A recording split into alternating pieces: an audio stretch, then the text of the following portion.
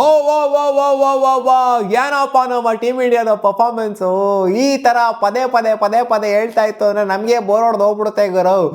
ಏನಾಡ್ತು ನಮ್ಮ team India ಅಂತ ಒಂಥರ ನೋಡಿ. ನಮಗೆ ಸೀರೀಸ್ ಆಫ್ಟರ್ ಸೀರೀಸ್ ಗೆದ್ದಿ ಒಂಥರ ಬೋರ್ ಆಗ್ಬಿಟ್ಟೈತೆ. ಸೀರೀಸ್ ಸೋಲ್ಬೇಕು ಅಂತ ಹೇಳ್ತಿಲ್ಲ, ಒಡಲ್ಲಿ ನೋಡಿ ಎಲ್ಲ ಸೀರೀಸ್ ಹೊಡ್ಕೊಂಡು ಬಂದಿದ್ದೀವಿ ಗುರು. ಆಲ್ಮೋಸ್ಟ್ 2023 ಹಿಡ್ಕೊಂಡು ನಮ್ಮದೇ ರೆಕಾರ್ಡ್ ಇತ್ತು, 21 ಹಿಡ್ಕೊಂಡು 23ವರೆಗೂ ನಮ್ಮದೇ ರೆಕಾರ್ಡ್ ಇತ್ತು. 12 ಸೀರೀಸ್ ಕನ್ಸಿಕ್ಯೂಟಿವ್ ಸೀರೀಸ್ ವಿನ್ಸು. ಆ ರೆಕಾರ್ಡ್ನ ಇವಾಗ ನಾವೇ ಬೀಟ್ ಮಾಡಿದ್ದೀವಿ. 13 ಕನ್ಸಿಕ್ಯೂಟಿವ್ ಸೀರೀಸ್ ವಿನ್ಸು. ಅವಾಗ ಇದ್ದದ್ದು ಬೇರೆ ಕ್ಯಾಪ್ಟನ್ಸಿ, ಇವಾಗಿರೋವಂಥದ್ದು ಬೇರೆ ಕ್ಯಾಪ್ಟನ್ಸಿ. ಹೌದು, ರೋಹಿತ್ ಶರ್ಮಾ ಅವ್ರ ಕ್ಯಾಪ್ಟನ್ಸಿ ಸಖತ್ತಾಗೇ ಹೋಯ್ತು ನಮ್ಮ ಟೀಮು. ಅದನ್ನು ಕ್ಯಾರಿ ಮಾಡ್ತಾ ಇರೋದು ಇವಾಗ ಸೂರ್ಯಕುಮಾರ್ ಯಾದವ್ ಅವರು. ಇವ್ರ ಕ್ಯಾಪ್ಟನ್ಸಿ ಬಂದಾಗಿಂದ ಒಂದು ಜಾಸ್ತಿ ಮ್ಯಾಚ್ಗಳೇ ಸೋತಿಲ್ಲ. ಅಲ್ಲಿ ಸೀರೀಸ್ ಸೋಲೋದಿರಲಿ, ಮ್ಯಾಚ್ಗಳನ್ನೇ ಸೋಲ್ತಾ ಇಲ್ಲ. ನಾವು ಎಲ್ಲ ಮ್ಯಾಚ್ಗಳನ್ನ ಹೊಡ್ಕೊಂಡು ಬರ್ತಾ ಇದ್ದೀವಿ. ಅದು ಯಾವ ಬಾಯಿಂದ ಹೇಳಿದ್ರೋ ಗೊತ್ತಿಲ್ಲ. ಅಲ್ಲಿ ಮಿಚೆಲ್ ಸ್ಯಾಂಟ್ನರ್ ಇವ್ರ ಅಗೇನ್ಸ್ಟ್ ಎಲ್ಲ ಆಡಬೇಕು ಅಂದರೆ 300 ಹೊಡಿಲೇಬೇಕು ಇವರು T20 ಅಂತ ಯಾವ ಬಾಯಲ್ಲಿ ಹೇಳಿದ್ರು ಅದೇ ಥರ ಇವತ್ತು ಆಡಿರೋದು. 10 ಓವರ್ಗೆ ಮ್ಯಾಚ್ ಮುಗಿಸಿದ್ವಿ. 153 ಹೊಡೆದಿದ್ರು ಇವರು.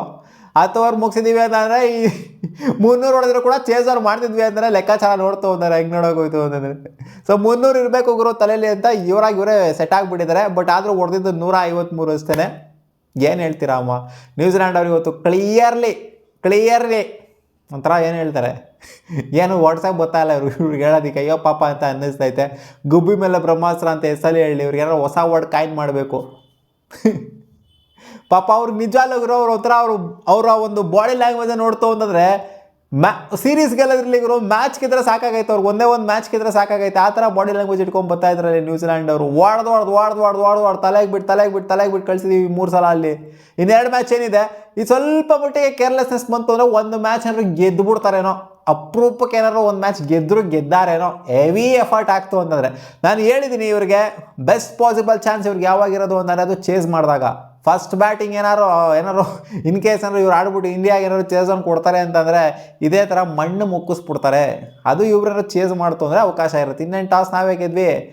ಇವತ್ತು ಚೇಂಜಸ್ ಕೂಡ ಆಯಿತು ನಮ್ಮ ಟೀಮ್ ಇಂಡಿಯಾ ಕಡೆ. 2 ಚೇಂಜ್, ರವಿ ಬಿಷ್ಣೋಯ್ ಹೇಳ್ಕೊಂಬಂದಿದ್ರು, ಈ ಕಡೆಯಿಂದ ಬುಮ್ರಾನ ಬೇರೆ ಹಾಕ್ಕೊಂಡಿದ್ರು. ಸೊ ಇಬ್ಬರು ಕೂಡ ವಿಕೆಟ್ಸ್ನ ತೊಗೊಂಡಿರೋದು. 3 ವಿಕೆಟ್ ಬುಮ್ರಾ ತೊಗೊಂತು ಅಂತಂದರೆ ರವಿ ಬಿಷ್ಣೋಯ್ ಇಬ್ಬರು ಕೂಡ ಸಖತ್ ಬೌಲಿಂಗನ್ನು ಹಾಕಿರೋದು. ಹಾರ್ದಿಕ್ ಪಾಂಡ್ಯಾಗೆ 2 ವಿಕೆಟು. ಬುಮ್ರಾ ಏನು ಬೋಲ್ಡ್ ಮಾಡಿದ್ರು. ಟೀಮ್ ಶಫೋರ್ಟ್ ಹಂಗೆ ಟಿಲಿಂಗ್ ಅಂತ ಹಾರ್ಕೊಂಡು ಹೊರಟೋಗ್ಬಿಡ್ತು. ಹಂಗೆ ಜೇಮಿಸನ್ದು ಹಂಗೆ ಹಾರ್ಕೊಂಡು ಹೊರಟೋಗ್ಬಿಡ್ತು. ಇಬ್ರದ್ದು ಮಾತ್ರ ಚಿಂದಿ ಬೋಲ್ಡು. ಎರಡು ಒಂಥರ ಪಿಕ್ ಆಫ್ ದ ಡೆಲಿವರಿ ಇವತ್ತು ನೋಡ್ತು ಅಂತಂದರೆ. ಬಟ್ ಹಾರ್ದಿಕ್ ಪಾಂಡ್ಯ ಅವರ ಕ್ಯಾಚ್ ಅಂತೂ ಮೆಚ್ಕೊಳ್ಳೇಬೇಕು. ಡೆವಾನ್ ಕಾನ್ವೆ ಈ ಕಡೆಯಿಂದ ಇವ್ರಿಗೆ ಹರ್ಷಿತ್ ರಾಣೆಗೆಲ್ಲ ಅದು ಕೊಡಬೇಕಾಗಿರೋದು ವಿಕೆಟ್. ಹಾರ್ದಿಕ್ ಪಾಂಡ್ಯ ಕೊಡಬೇಕು. ಏನು ಇಗ್ರು ಪಲ್ಟಿ ಹೊಡೆದು ಹಿಡಿದಿದ್ದು ಕ್ಯಾಚ್ನ ಸೈಕ್ ಕ್ಯಾಚ್ ಹಾರ್ದಿಕ್ ಪಾಂಡ್ಯ ಇದೆ ಅದಂತೂ. ಈ ಕಡೆಯಿಂದ ಸಚಿನ್ ರವೀಂದ್ರ ಅವರು ಬೌಂಡ್ರಿನಲ್ಲಿ ಕ್ಯಾಚ್ ಕೊಟ್ಬಿಟ್ಟು ಔಟ್ ಆಗ್ತಾರೆ ಹಾರ್ದಿಕ್ ಪಾಂಡ್ಯ ಅವರ ಬೌಲಿಂಗಲ್ಲೇ. ಏನು ಅಂತ ಹೆವಿ ಪಾರ್ಟ್ನರ್ಶಿಪ್ ಬಿಲ್ಡ್ ಆಗಿಲ್ಲ. ಅಲ್ಲಿ ಫಸ್ಟ್ 2 ಓವರ್ಲೆ 2 ವಿಕೆಟ್ನ ಕಳ್ಕೊಡ್ರು ಇವರಲ್ಲಿ. ನಿಮ್ಮ ಪವರ್ ಪ್ಲೇಲಿ ಹೊಡೆದು 30+ ರನ್ಸ್ ನೋಡಿದ್ರು. ನಮ್ಮ ಇಂಡಿಯಾ ಪವರ್ ಪ್ಲೇಲಿ 94 ರನ್ ಹೊಡೆದು ಬಿಸಾಕವ್ರೆ. ನಾನು ಮಕ್ಕಳ ತಗೊಳ್ರಿ ಅಂತ. ಎಲ್ಲಿನ 94, ಎಲ್ಲಿನ 35, 36, ಎಲ್ಲಿಂದ ಎಲ್ಲಿಗೆ ಅಜಾಗಜಾಂತರ ಕಂಪ್ಯಾರಿಷನು. ಅರ್ಧನೂ ಇಲ್ವಲ್ಲ ಗುರು. ಆ ಥರ ಇಟ್ಟಾಡ್ಸ್ಕೊಂಡು ವಾಂಚಿದ್ದಾರೆ. ಬ್ಯಾಟಿಂಗ್ ಆಡೋದಕ್ಕೆ ಈ ಸರ್ಫೇಸು ಕಷ್ಟಕರವಂತೂ ಖಂಡಿತ ಇರಲಿಲ್ಲ. ಇದು ಬ್ಯಾಟಿಂಗ್ ಪ್ಯಾರಡೈಸ್ ಅಂತ ನಾನು ಯಾವಾಗಲೇ ಹೇಳಿ, ಅಂದರೆ ಪ್ರಿವ್ಯೂಲೇ ಹೇಳಿದ್ದೆ. ಇಂಡಿಯಾ ಆಡಿದ ರೀತಿ ನೋಡ್ತು ಅಂದರೆ 300 ಕೂಡ ಹೊಡಿಬೋದು ಅನ್ನೋ ಥರನೇ ವೆನ್ಯೂ ಇದು. ಇವರು 153 ಹೊಡೆಯೋ ಥರ ಇಲ್ಲ. ಅಟ್ಲೀಸ್ಟ್ 200 ಹೊಡಿಬೇಕಾಗಿತ್ತು ಈ ವೆನ್ಯೂಲಿ. ಅಟ್ಲೀಸ್ಟು ಇಂಡಿಯಾ ಸ್ಟ್ಯಾಂಡರ್ಡ್ಸ್ಗೆ, ಅವರೇ ಹೇಳಿರೋ ಸ್ಟ್ಯಾಂಡರ್ಡ್ಸ್ಗೆ 200 ಹೊಡಿಬೇಕಾಗಿತ್ತು. ಅವರು ಕ್ಲಿಯರ್ಲಿ ಒಳಗಡೆ ಕಚ್ಕೊಂಡಿದ್ದಾರೆ. ಅದಕ್ಕೋಸ್ಕರ ಇಂಡಿಯಾ ಅದ್ದೂರಿಯಾಗಿ 10 ಓವರ್ಗೆ ಜಾಸ್ತಿ ಎಲ್ಲ ಟೈಮ್ ತಗೊಳಲ್ಲ. ಚೀನಾ ಹೊಡೆದ್ಬಿಟ್ಟು ಮುಗಿಸ್ತೀವಿ ಅಂತ ರುಬ್ಬಾಡ್ಬಿಟ್ರೆ ಹಂಗೇನೆ. ಇನ್ನೇನಿತ್ತಪ್ಪ ಇವ್ರ ಬ್ಯಾಟಿಂಗಲ್ಲಿ ಏನೂ ಇಲ್ಲ ಹೇಳ್ಕೊಳ್ಳುವಂಥದ್ದು. ಗ್ಲೆನ್ ಫಿಲಿಪ್ ಅವ್ರು 40 ಬಾಲಿಗೆ 48 ಹೊಡೆದಿದ್ದಾರೆ.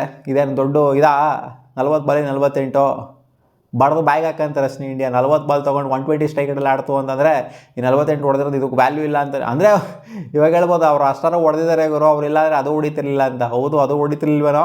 ಬಟ್ 40 ಬಾಲಿಗೆ 48 ಇದೆಲ್ಲ ಸಿಕ್ಕಾಪಟ್ಟೆ ಆರ್ಡಿನರಿ ಆಯ್ತು ಹಂಗೆ ನೋಡೋಗೋಯ್ತು. ಅಂದರೆ ಚಾಪ್ಮನ್ದು ಜೊತೆಗೆ ಅಲ್ಲಿ ವಿಕೆಟ್ಸ್ ಕೊಲಾಪ್ಸ್ ಆಯಿತು. ಅದಕ್ಕೋಸ್ಕರ ಅವ್ರು ಸ್ಲೋ ಆಗಿ ಆಡಬೇಕಾಗಿತ್ತು. ಬಟ್ ತಲೆಯಲ್ಲಿ ಇರಬೇಕು ಗುರು, ಇಂಡಿಯಾ ಆಡ್ತಾ ಇದೆ ಅಂತಂದರೆ ಇಷ್ಟೆಲ್ಲ ಟಾರ್ಗೆಟ್ ಸಾಕಾಗಲ್ಲ. ಸುಮ್ಮನೆ ಇದು ಆಡೋದಕ್ಕಿಂತ ಹೋದರೆ ವಾಸಿ ಅಂತ ಚಚ್ಚಬೇಕಾಗಿತ್ತು ಹಾಕೊಂಡಲ್ಲಿ ಗ್ಲೆನ್ ಫಿಲಿಪ್ ಅವರು. ಇನ್ನೇನು ಚಚ್ಚಕ್ಕೆ ಹೋಗ್ಬಿಟ್ಟಲ್ಲಿ ಔಟಾಗಿತ್ತು ಕ್ಯಾಚ್ ಕೊಟ್ಬಿಟ್ಟು. ಈ ಕಡೆಯಿಂದ ಡ್ಯಾರಲ್ ಮಿಚೆಲ್ದು ಜೊತೆಗೆ ಇವ್ರದ್ದು ಇಬ್ಬರದು ಪಕ್ಕದಲ್ಲೇ ತೆಗೆದುಬಿಟ್ರು ವಿಕೆಟು. ರವಿ ಬಿಷ್ಣೋಯ್ ಬಂದು ಚಾಪ್ಮನ್ ಅವರು ಮತ್ತು ಇವರು ಗ್ಲೆನ್ ಫಿಲಿಪ್ ಅವರು ಇಬ್ಬರದು ಒಂದು ಪಾರ್ಟ್ನರ್ಶಿಪ್ ಬಿಲ್ಡ್ ಆಗಿತ್ತು. ಸೊ ಇವರಿಬ್ಬರು ಔಟ್ ಆಗ್ತಾ ಇದ್ದಂಗೆ 3 ಜನ ಕೂಡ ಪಟ ನನಗೆ ಔಟ್ ಆಯಿತು. ಈ ಕಡೆಯಿಂದ ಮಿಚೆಲ್ ಸ್ಯಾಂಟ್ನರ್ ಒಂದು ಬಾಟಮಲ್ಲಿ ಒಂದು ಸ್ವಲ್ಪ ಕಾಂಟ್ರಿಬ್ಯೂಷನ್ ಕೊಟ್ಟರು, ಒಂದು 20+ ಕಾಂಟ್ರಿಬ್ಯೂಟ್ ಮಾಡಿದ್ದಾರೆ. ಲಾಸ್ಟ್ ಓವರ್ ಇನ್ನೊಂದು ಬುಮ್ರಾಗೆ ಔಟ್ ಆದರು. ಸೊ 153 ಇದು ಟೋಟಲ್ ಆಗಿರೋ, ಇದು ಟಾರ್ಗೆಟ್ ಆಗಿರೋ. ಇಂಡಿಯಾ ಇರೋಂಥ ಸ್ಟ್ಯಾಂಡರ್ಡ್ಸ್ಗೆ ರೀತಿ ನೋಡ್ತು ಅಂದರೆ, ಆಡ್ತಿರೋಂಥ ಬ್ರ್ಯಾಂಡ್ ಆಫ್ ಕ್ರಿಕೆಟ್ನ ನೋಡ್ತು ಅಂತಂದರೆ ಎಲ್ಲೋ ಇದೆ.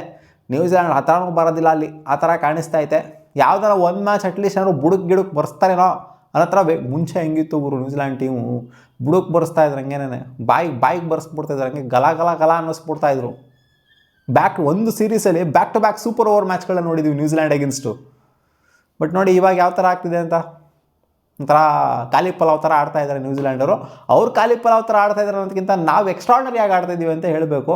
ಅವರೇ ಹೇಳಿದ್ದಾರೆ, ಇವ್ರಿಗೆಲ್ಲ ಆಗಲ್ಲ ಗುರು, ನಮ್ಮ ಕೈಯಲ್ಲಿ ಏನು ಯೂನಿಟ್ ಗುರು ಇದು, ನಜ್ಜಿ ಸೈಕ್ ಅಂತ ಹೇಳಿದ್ದಾರೆ. ಬಟ್ ಇನ್ನು ಪಾಸಿಟಿವ್ ನೋಡ್ತು ಅಂದರೆ ನಮ್ಮ ಇಂಡಿಯನ್ ಟೀಮು ಸೂರ್ಯಕುಮಾರ್ ಯಾದವ್ ಈ ಒಂದು ಸೀರೀಸಲ್ಲಿ ಫಾರ್ಮ್ನ ಕಂಡುಕೊಂಡಿದ್ದಾರೆ. ಬ್ಯಾಕ್ ಟು ಬ್ಯಾಕ್ 22 ಸೀರೀಸು ಇವ್ರಿಗೆ, 22 ಮ್ಯಾಚ್ಗಳು ಇವರಿಗೆ ರನ್ಸೇ ಬಂದಿರಲಿಲ್ಲ, ಇವರು 50ನೇ ಬಂದಿರಲಿಲ್ಲ. ನೆಟ್ಟುಗ್ರ ಆಡ್ತಾನೂ ಇರಲಿಲ್ಲ, ಪಟ ಅಂತ ಔಟ್ ಆಗೋರು. ಲಾಸ್ಟ್ ಸೀಸನ್ ಫುಲ್ಲು ಔಟ್ ಆಗಿದ್ದಾರೆ ಲಾಸ್ಟ್ ಇಯರು. ಈಗ ನೋಡಿ ಹೆಂಗೆ ಅಂತ 2026 ಯಾವ ಥರ ಸ್ಟಾರ್ಟ್ ಮಾಡಿದ್ದಾರೆ, ಬ್ಯಾಕ್ ಟು ಬ್ಯಾಕ್ 50ಸ್ನ ಹೊಡೆದ್ಬಿಟ್ಟು ನ್ಯೂಜಿಲ್ಯಾಂಡ್ ಅಗೇನ್ಸ್ಟು. 2025 ಬೇರೆ, 2026 ಬೇರೆ, ತಗೊಳ್ಳಿ ಕೊಡ್ತೀನಿ ಅಂತ ಹಾಕೊಂಡು ಗುಮ್ಮಿದ್ದು. ಅಭಿಷೇಕ್ ಶರ್ಮಾ ಲಾಸ್ಟ್ ಮ್ಯಾಚ್ ಹೆಂಗಿತ್ತು ಅಂತಂದರೆ, ಇಶಾನ್ ಕಿಶನ್ ಆಡ್ತಾವ್ರೆ ಅಂತಾರೆ, ಒಂದೆರಡಲ್ಲಿ ನಿಂತ್ಕೊಂಡು ನೋಡ್ಬಿಟ್ಟು ಆಮೇಲೆ ಆಕ್ಸಿಲರೇಟ್ ಮಾಡಿದ್ರು. ಬಟ್ ಈ ಸಲ ಹಂಗಲ್ಲಾಗಿರೋ, ನಿನ್ನ ಜೊತೆ ನಾನು ಆಕ್ಸಿಲರೇಟ್ ಮಾಡ್ತೀನಿ ಅಂತ ಆಕ್ಸಿಲೇಟ್ರ್ ಪೆಡಲ್ ಮೇಲೆ ಹಂಗೆ ಒತ್ತಿ ಇಟ್ಬಿಟ್ರೆ ಹಂಗೇನೆ ಇಬ್ಬರೂ ಕೂಡ. ಇಶಾನ್ ಕಿಶನ್ ಆಡಿದ್ದು ಯಾವ ಥರ ಇವತ್ತು ಹಂಗೆ ನೋಡೋಕೆ ಹೋದ್ರೆ, ಸಂಜು ಸ್ಯಾಮ್ಸನ್ ಸ್ವಲ್ಪ ಡುಬಾಕ್ ಥರ ಆಡ್ತಾ ಇರೋದು. 3 ಮ್ಯಾಚ್ನೂ ಕೂಡ ಡುಬಾಕ್ ಥರ ಆಡಿದ್ದಾರೆ, ರನ್ಸೇ ಬಂದಿಲ್ಲ 3 ಮ್ಯಾಚ್ನೂ ಕೂಡ. ಮೊದಲನೇ ಬಾಲ್ನೇ ಎಗರ್ಕೊಂಡು ಹೊರಟಿದ್ಲಿ ಮ್ಯಾಟ್ ಹೆನ್ರಿಗೆ, ವಿಕೆಟು ಸ್ಟಂಪ್ಸ್ ಹಾರ್ಕೊಂಡೋಯ್ತು. ಇವ್ರ ಕಡೆ ಟಿಮ್ ಶಫರ್ಡ್ ಹಾರ್ಕೊಂಡು ಹಾರ್ಕೊಂಡೋಯ್ತು, ಈ ಕಡೆ ಇವ್ರದ್ದು ಫಸ್ಟ್ನೇ ಬಾಲೇನೇ ಅಲ್ಲಿ golden deck Sanju Samson. Expect ಮಾಡಿರಲಿಲ್ಲ ಈ ಮ್ಯಾಚ್ ಸ್ವಲ್ಪ ಫಾರ್ಮಿಗೆ ಬರ್ತಾರೆ ಅಂತ ಅಂದ್ಕೊಂಡಿದ್ದೆ. ಇದೇ ಥರ ಆಡ್ತು ಅಂದರೆ, ಇಶಾನ್ ಕಿಶನ್ ಆಡ್ತಿರೋಂಥ ಫ್ಲೋ ನೋಡ್ತು ಅಂದರೆ ಅವರೇ ಓಪನ್ ಮಾಡಿಸ್ಬಿಡ್ಬೋದು, ಹೇಳೋದಕ್ಕಾಗೋದಿಲ್ಲ. ಇಶಾನ್ ಕಿಶನ್ ಸಖತ್ತಾಗಿ ಆಡಿದ್ರು ಗುರು ಇವತ್ತು. ಏನು ಆಡಿದ್ದು ಇಶಾನ್ ಕಿಶಾನು, ಅದು ಒಂಥರ ಕರೆಕ್ಟಾಗಿ ಟೈಮ್ ಆಗೋಗ್ಬಿಡ್ತದು. ಟೈಮ್ ಆಗಿರಲಿಲ್ಲ ಅಂತಂದರೆ ಚೆನ್ನಾಗಿರೋದು ಬಾಲು. ನೋಡಿ ಸುಮ್ಮನೆ ಟಚ್ ಮಾಡೋದಷ್ಟೇ ಅದು ಬೌಂಡ್ರಿನ ಹೊರಟೋಗ್ಬಿಟ್ಟಿತ್ತು ಬಾಲು. ಇಶಾನ್ ಕಿಶನ್ ಔಟ್ ಆಗಿದ್ದು ಬಾಲು. ಅವರೇ ಏನು ಗುರು ಹಿಂಗಾಗಿ ಹೋಗ್ಬಿಡ್ತು ಅಂತ ಅಂದ್ಕೊಂಡ್ರು. ಒಂಥರ ಆ ಥರ ಆ ರೇಂಜಿಗೆ ಟೈಮ್ ಆಯಿತು. ಇಶಾನ್ ಕಿಶನ್ ಮಾಡೋವಂಥ ಟೈಮಿಂಗ್ ಆಗಿರಲಿ, ಜೊತೆಗೆ ಅಭಿಷೇಕ್ ಶರ್ಮಾ ಮಾಡೋವಂಥ ಟೈಮಿಂಗ್ ಆಗಿರಲಿ, ನೋಡ್ತವನೇ ಒಂಥರ ಕಣ್ಣಿಗೆ, ಎಸ್ಪೆಷಲಿ ಅಭಿಷೇಕ್ ಶರ್ಮಾ ಮಾಡೋವಂಥ ಕಣ್ಣಿಗೆ ಒಂಥರ ಆನಂದ ಆಗುತ್ತೆ. ಇನ್ನೊಂದ್ಸಲಿ ನೋಡೋಣ ಅಂತ ಅನಿಸುತ್ತೆ. ಏನು ಗುರು ಕ್ಲಿಯರ್ ಮಾಡೋದು 6 ಅಭಿಷೇಕ್ ಶರ್ಮಾ. ಯುವರಾಜ್ ಸಿಂಗ್ನ ಶಿಷ್ಯ ಅನ್ನೋದಕ್ಕೆ ಒಂಥರ ನಮಗೆ ಒಂಥರ ಹೆಮ್ಮೆ ಆಗುತ್ತೆ. ಯಾಕಂದರೆ ಒಂಥರ ಯುವರಾಜ್ ಸಿಂಗ್ನ ನಾವು ಸಿಕ್ಕಾಪಟ್ಟೆ ಇಷ್ಟಪಡ್ತಿದ್ವಿ ಅವಾಗಿನ ಕಾಲದಲ್ಲಿ. ಬಟ್ ಆ ಥರ ಕ್ರಿಕೆಟ್ರ್ ಉಟ್ಕೊಂಡಿರಲ್ಲ, ಒಂಥರ ನೋಡೋಕ್ಕೂ ಒಂದು ರೇಂಜಿಗೆ ಒಂಥರ ಅವ್ರ ಥರನೇ ಇದ್ದಾರೆ. ಒಂಥರ ಅವ್ರನ್ನೇ ನೋಡ್ದಂಗೆ ಆಗುತ್ತೆ ಗುರು ಇವ್ರು ಆಡ್ತಿರೋಂಥ ಟೈಮಲ್ಲಿ. ಯುವರಾಜ್ ಸಿಂಗ್ನ ಶಿಷ್ಯ ಅಂತ ಅವರೇ ಹೇಳ್ಕೊಂಡಿದ್ದೆ, ನಮ್ಮ ಗುರು ಯುವರಾಜ್ ಸಿಂಗ್ ಅಂತ. ನೋಡಿ ಅವ್ರನ್ನ ಮ್ಯಾಚಲ್ಲಾಗಿರೋ, ಇನ್ಫ್ಯಾಕ್ಟ್ ಅವ್ರನ್ನ ಓವರ್ಟೇಕ್ ಮಾಡೋವಂಥ ಪರ್ಫಾರ್ಮೆನ್ಸನ್ನೇ ಕೊಡ್ತಾ ಇದ್ದಾವೆ. ಓವರ್ಟೇಕ್ ಮಾಡೋಕ್ಕಾಗಲ್ಲ ಅಂತ ಅನ್ಬೋದು, ಬಟ್ ನಿಜವಾಗ್ಲೂ ಇವ್ರು ಆಡ್ತಾರೆ ಅಂತ ನೋಡ್ತು ಅಂದರೆ, ಈ ಒಂದು ಚಿಕ್ಕ ಏಜಲ್ಲಿ ನೋಡ್ತು ಅಂದರೆ ಇನ್ನೂ ಬೇಜಾನ್ ಸಾಧನೆಗಳು ಮಾಡೋದು ಇದೆ. ಅಭಿಷೇಕ್ ಶರ್ಮಾ 14 ಬಾಲಿಗೆ ಬಂದಂಥ 50. ಇವತ್ತು ಯುವರಾಜ್ ಸಿಂಗ್ 12 ಬಾಲಿಗೆ 50 ಏನಿದೆ, ಆ ರೆಕಾರ್ಡಿನ ಬ್ರೇಕ್ ಡೌನ್ ಆಗಿಲ್ಲ. ಹಾರ್ದಿಕ್ ಪಾಂಡ್ಯವರು ಕೂಡ ರೀಸೆಂಟಾಗಿ ಒಂದು ಸೀರೀಸಲ್ಲಿ 14 ಬಾಲಿಗೆ 50 ಹೊಡೆದ್ಬಿಟ್ಟು ಸೆಕೆಂಡ್ ರೆಕಾರ್ಡಾಗಿ ಮ್ಯಾಚ್ ಮಾಡಿದರು. ಸೊ ಇವಾಗ ಇವರು ಹಾರ್ದಿಕ್ ಪಾಂಡ್ಯ ಅವರ ರೆಕಾರ್ಡ್ನ 14 ಬಾಲಿಗೆ 50 ಹೊಡೆದ್ಬಿಟ್ಟು fastest Indian to score 50 in T20 ಇಂಟರ್ನ್ಯಾಷನಲ್ಸಲ್ಲಿ 2ನೇ ಸ್ಥಾನಕ್ಕೆ ಬರ್ತಾರೆ. ಹಾರ್ದಿಕ್ ಪಾಂಡ್ಯನ ಮ್ಯಾಚ್ ಮಾಡ್ತಾರೆ. ಯುವರಾಜ್ ಸಿಂಗ್ ಸ್ಥಾನ ಯುವರಾಜ್ ಸಿಂಗಲ್ಲೇ ಇದೆ. ಸೊ ಅದನ್ನು ಕೂಡ ಬೀಟ್ ಮಾಡ್ಬೋದು, ಹೇಳೋದಕ್ಕಾಗೋದಿಲ್ಲ. 1 ಡೇ ಅಭಿಷೇಕ್ ಶರ್ಮಾ. ಇಶಾನ್ ಕಿಶನ್ ಒಂದು 28, ಇವ್ರೊಂದು 68, ಈ ಕಡೆಯಿಂದ ಸೂರ್ಯ ಒಂದು 57. ಎಲ್ಲ ಈ 3 ಜನ ಹಾಕೊಂಡು ಗುಮ್ಮಾಡ್ತಾ ಇದ್ದಂಗೆ, ಏನು ಮುಲಾಚೆ ಕೊಟ್ಟಿಲ್ಲ. ವಿಕೆಟ್ ಹೋದ್ರೂ ಮುಲಾಚ್ ಕೊಟ್ಟಿಲ್ಲ, ಏನಾದರೂ ಮುಲಾಚ್ ಕೊಟ್ಟಿಲ್ಲ. ಅವನ ಅಜ್ಜಿ ತಗೊಂಡು ತಲೆ ನೋಡಿ. ಇಂಡಿಯಾದು ಮೆಚ್ಕೊಬೇಕಾಗಿರೋದೇನು ಅಂತಂದರೆ, ಲಾಸ್ಟ್ ಮ್ಯಾಚಲ್ಲೂ ಕೂಡ 2 ವಿಕೆಟನ್ನು ನಾವು ಪವರ್ ಪ್ಲೇಯಲ್ಲಿ ಕಳ್ಕೊಂಡಿದ್ದೀವಿ. ಬಟ್ ಆದರೂ ಸ್ಕೋರಲ್ಲಿ ಎಲ್ಲಿ ನಮ್ಗೆ ಕಾಂಪ್ರಮೈಸ್ ಆಗಲಿಲ್ಲ. ಇವ್ರು ನೋಡಿ ಒಂದು 3 ವಿಕೆಟನ್ನು ಕಳ್ಕೊಂಡ್ರು, ಫುಲ್ ಸ್ಕೋರಲ್ಲಿ ಕಾಂಪ್ರಮೈಸ್ ಆಗೋಗ್ಬಿಟ್ರು ಪವರ್ ಪ್ಲೇ. ನಾವು ಅಟ್ಯಾಕ್ ಮಾಡಿ ಚಚ್ಚಿ ಬಿಸಾಕಿದ್ವಿ. ಲಾಸ್ಟ್ ಮ್ಯಾಚು 75 ರನ್ ಬಂದಿದ್ದು ಪವರ್ ಪ್ಲೇಯಲ್ಲಿ, 2 ವಿಕೆಟ್ ಬಿದ್ದಿದ್ರು ಕೂಡ. ಈ ಮ್ಯಾಚು ಇನ್ನೂ ಜಾಸ್ತಿ 94 ರನ್ನು. ಇದೆಲ್ಲ ಜುಜುಬಿ ಟಾರ್ಗೆಟ್ ಆಗಿರೋ, ಕಳ್ಸ್ಕೊಳ್ಳಿ ಬೇಗ. ಇಷ್ಟೆಲ್ಲ ಆದರೆ ಆಗಲ್ಲ. ಅಟ್ಲೀಸ್ಟ್ ಒಂದು 200 ಕೊಡ್ರಿ ನಮಗೆ ಟಾರ್ಗೆಟು. ಅವಾಗಲೇ ನಮಗೆ ಒಂದು ಸ್ವಲ್ಪ ಏನೋ ಅನ್ಸೋದು ಚೇಸ್ ಮಾಡಬೇಕು ಅಂತ. ಇಲ್ಲಾಂದರೆ ಈ ಥರ ಮಾಡ್ತೀವಿ ನೋಡಿ ಅಂತ ತೋರಿಸ್ಕೊಂಡು ಕೊಟ್ಟಿದ್ದಾರೆ ಅಷ್ಟೇ, ಸ್ಯಾಂಪಲ್ ತೋರಿಸ್ಕೊಂಡು ಕೊಟ್ಟಿದ್ದಾರೆ. ನಮ್ಮ ಎಗೇನ್ಸ್ಟ್ ಆಡಬೇಕು ಅಂತಂದರೆ ಇನ್ನೂ ಜಾಸ್ತಿ ಬೇಕು, ನಿಮಗೆ ಮೀಟ್ರು ಕಮ್ಮಿ ಆಗಿದೆ ಅಂತ. ನಿಮ್ಗೆ ಅನಿಸ್ತಪ್ಪ ಇವತ್ತಿನ ಮ್ಯಾಚ್? ಕಾಮೆಂಟ್ ಸೆಕ್ಷನಲ್ಲಿ ಹಾಕಿ. ಇನ್ನೇನು ಈ ದಿನ ನೋಡೋದೇ ಗುರು, ಇನ್ನೇನು ಹೊಸ್ದಾ ಇದು, ನೋಡಿದ್ವಿ ಬಿಡು ಬೇಚಾನು ಅಂತ ಹೇಳ್ತೀರಾ.